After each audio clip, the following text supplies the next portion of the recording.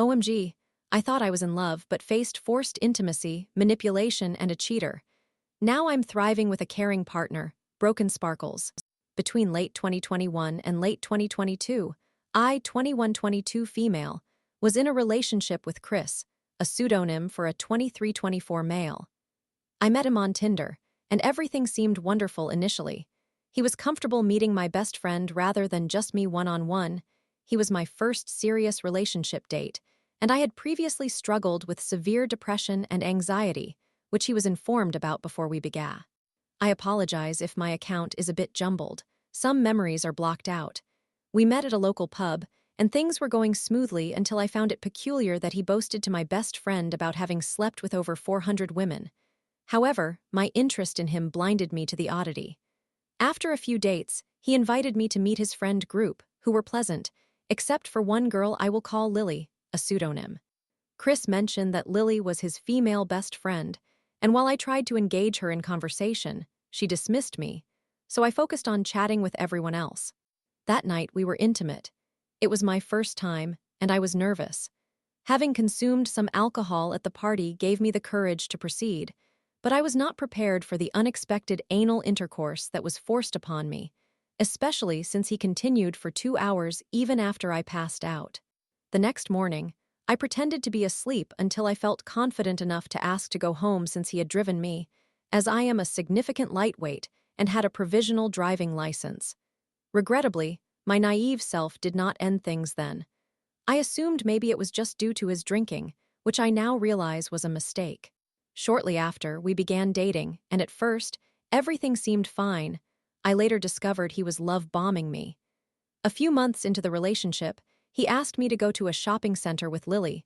By this point, I had grown less fond of her due to her rudeness, especially since he admitted to having a long-standing crush on her from high school and buying her expensive gifts, specifically a $400 necklace. During our outing, I remained respectful and allowed them to converse as friends, even though I felt like a third wheel. I drew the line when she demanded him to purchase a pricey collectible, which he initially intended to do. I reminded him he was saving up for a new car, after which she put the item back and stormed off. During this period, he began to display more narcissistic behavior toward me, all while my mental health was deteriorating. I was caring for my grandmother, who had severe dementia, and my mother was battling advanced lung cancer. I was desperately seeking an escape to relax, but that was not an option. I remember one night when he attempted to pin me down. I am unsure if it was in jest or not due to the lack of context. Having grown up playing rugby and engaging in martial arts for about a year, I managed to pin him down with my strength. Growing up with 3 siblings made me highly competitive. Afterward, he did not speak to me for the rest of the night, which struck me as odd since he had initiated it, but I chose to overlook it. We were approaching a Halloween-themed party that excited me, and I longed to just enjoy myself with friends. For context, Chris had an unusual obsession with redheads. I do not know why, but he found them attractive. He even confessed to following my best friend on social media due to her being a redhead.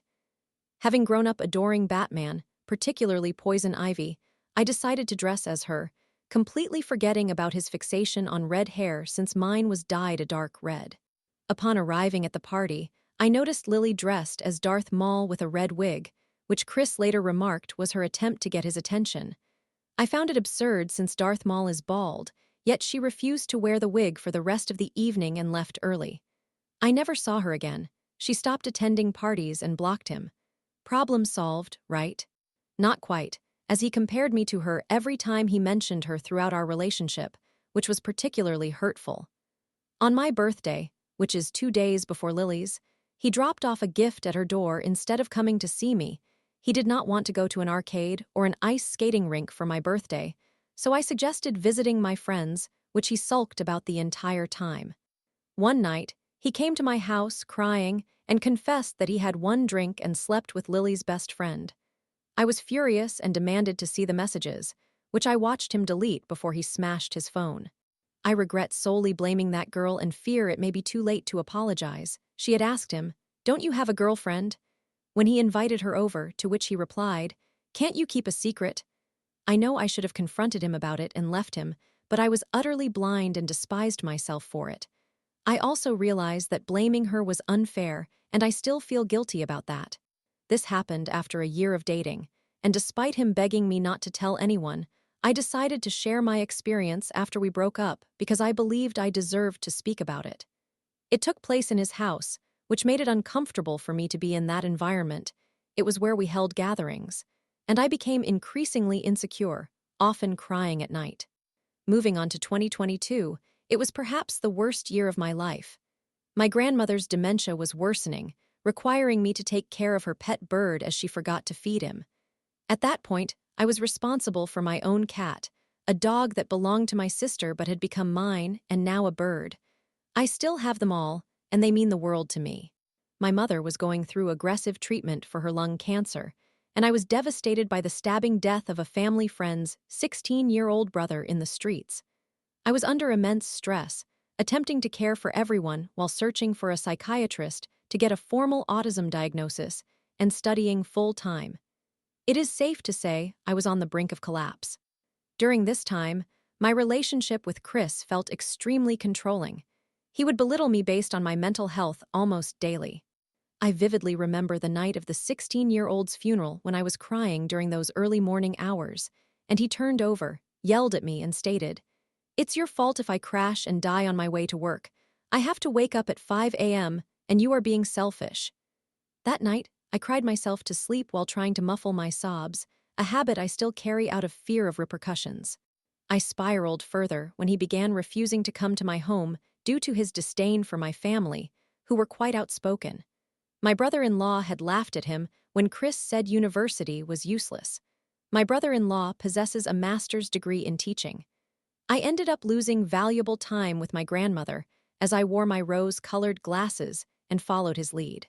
By October, I finally began to assert myself because I had enough of his behavior. I am genuinely a stubborn person, so I wondered why I had allowed myself to be broken down by a man. One night at a party, I caught myself staring at the room where he cheated on me, feeling a surge of anger. I wanted to express my feelings, but chose to keep it hidden for his sake. Chris approached and asked what was bothering me. I replied, "I don't feel comfortable here," to which he responded, "I thought you had gotten over that. Seriously?" I snapped back, saying, "Yeah, I just got over you cheating on me." He then insisted, "I didn't cheat, I was raped," which pushed me into a rage. I went to bed early because I was infuriated that he blamed her for raping him when he had initiated contact and had encouraged her to keep the affair secret. At that moment, I recognized the crumbling nature of our relationship, and while the idea of losing him terrified me, a part of me felt relief. However, fear overtook my feelings, presenting a constant struggle in my mind. Additionally, one of his female best friends named Tia, a pseudonym, re-entered his life, a stunning and kind girl whom I genuinely liked and trusted, even though he also harbored feelings for her from the beginning. I should also mention Jai, a pseudonym, who was his best friend and with whom I developed a brother-sister friendship. Jai had recently broken up with his high school sweetheart, and Chris saw that as an opportunity to belittle me by saying, "Jai broke up with her because she was lazy, and you're the same." Something Jai defended was false. Now, back to Tia in December, we hosted another party where Tia was invited. I confided in her about nearing the end of my relationship and that Chris was interested in her. She reassured me that she had no intention of pursuing anything with him, which gave me some comfort. However, I was aware of his feelings toward her. Before this, he had taken Tia to the movies, and when I asked to join, he told me it was an outing exclusively for him and Tia. This left me feeling excluded, prompting Jai to take me out to dinner to cheer me up. Another thing that troubled me was when he was present while Tia was changing, which I confronted him about, only for him to reply, "It's fine, I've seen her naked before." I didn't care about the context. I had a girlfriend's rights. Following our breakup, I was heartbroken. It became even more painful when he claimed my mental health was the reason he ended things, stating, "I'm not mentally equipped to take care of you." However, after about 2 weeks, anger surged within me as I realized I had allowed someone to mistreat me for so long. Jai invited me to one of his parties since he didn't want to attend alone. I went with him, feeling tipsy from the previous day. My brother-in-law had given me alcohol to help me feel better and get out of the house, and could not drive, so Jai took me. I had fun until he started flirting with Tia, making me feel small, as it had only been a couple of weeks since my breakup, but I tried to brush it off. Jai mentioned that if I wanted to share his bed, I would have to let him sleep with me, which I firmly declined.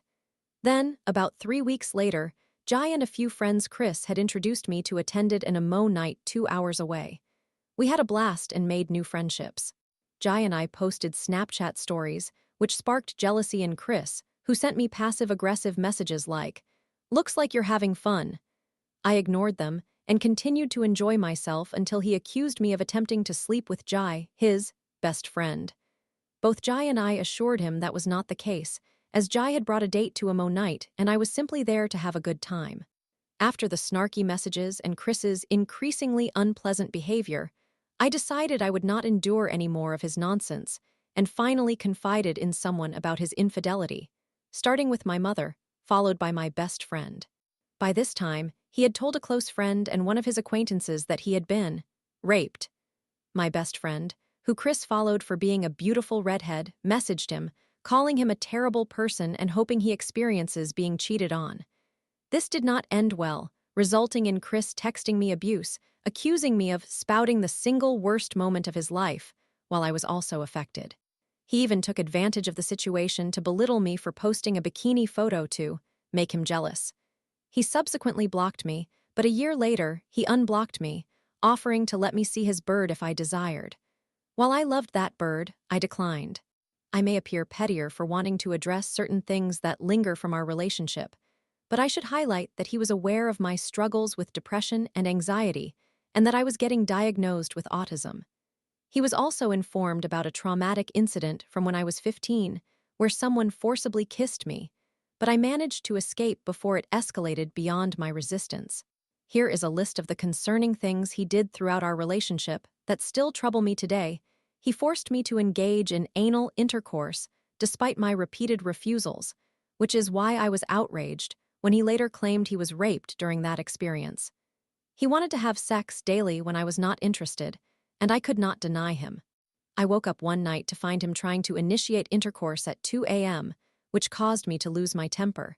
He consistently made me feel guilty about my mental health, accusing me of not seeking out a psychiatrist appropriately. We resided in a rural area, and claimed he would find one before I could.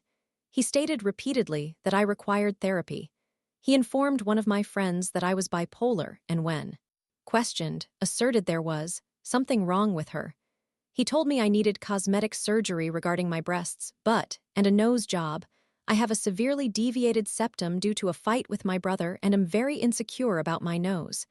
He often lectured me on political topics, belittling me for my environmental preferences. He routinely claimed he would trade me in for a better model. He expressed a desire for a threesome with one of his female friends, and when I denied him, he made me feel guilty. He prevented me from going to places I wanted to visit, specifically arcades, because he had previously attended with Lily. He detested my best friend, referring to him as Mr. Steal Your Girl. Although I explained repeatedly that I had no interest in him, and he became jealous whenever we played video games together. He belittled me regarding my eating issues. I suffer from sensory issues that complicate eating due to the texture. He once took me on a trip with 3 other individuals, suggesting it would help rekindle our relationship, but ignored me entirely throughout the trip. He accused me of micromanaging when I simply pointed out a missed turn in a city. Lastly, he exhibited poor communication skills in our relationship, expecting me to intuitively know how he felt at any given moment. Fast forward to 2025, and I have been in a relationship with the most caring man I have ever met since April 2023. I had not realized how thoughtful someone could be in a relationship compared to Chris. My partner was informed about everything regarding Chris before we started dating. During our first intimate experience, he constantly made sure I was comfortable and encouraged me to tell him to halt at any moment. We are making significant progress in addressing the emotional trauma left by Chris, and I am thankful for the positive direction of my current relationship. I have received a formal autism diagnosis and continue to battle depression, but my partner is truly a blessing who genuinely cares, and I could not ask for a better companion in my life. In an update regarding my life, My grandmother passed away in 2023 due to lung cancer, which still causes me profound pain. However, my mother is in remission from her lung cancer, and my beloved pets, while getting older, remain my cherished companions. I attempted to share this story on another platform where someone suggested, "Don't date someone who is into anal," which I found frustrating since that information was never disclosed to me, nor did it feel like I had a say in the matter. Hence, I believe this community would be more understanding of my experience. I appreciate everyone who took the time to read my post. It feels good to have this horrific story off my chest.